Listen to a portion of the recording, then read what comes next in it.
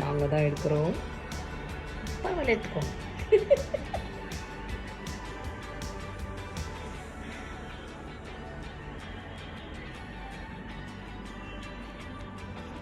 நீ மருந்து சாப்பிட்டு தூங்கு கண்ணா.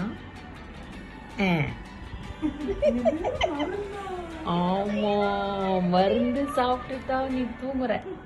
நைஸா தூங்கிறாத.